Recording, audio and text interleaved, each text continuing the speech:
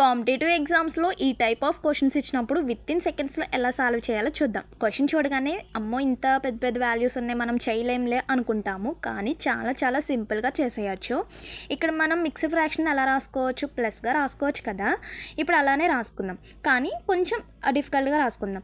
1000 - 1గా రాసుకుందాం. 1000 - 1 అన్నా 999 అన్నా సేమ్ కదా, సేమ్ మిగతాది కూడా అలా ఉంచేయండి. So next into 999.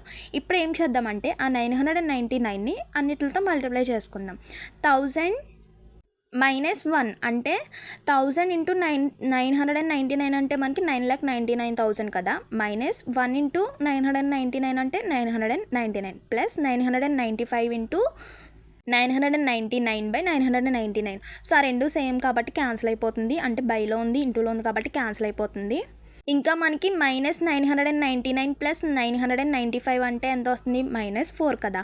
ఇప్పుడు 9,99,000 -4 ఉంది. మళ్ళీ ఇక్కడ పెద్దగా కష్టపడిపోవద్దు, ఇక్కడ కూడా సింపుల్, ఓన్లీ ఆ వన్స్ ప్లేస్లో ఉన్న డిజిట్స్ని మైనస్ చేసుకోండి. 0 - 4 అంటే 0 ఉంది కదా, బారోగా తెచ్చుకుంటాం కాబట్టి 10 - 4 అంటే 6 వస్తుంది. సో ఆప్షన్స్లో లాస్ట్ డిజిట్ 6 ఎక్కడ ఉంది, అదే కరెక్ట్ ఆన్సర్.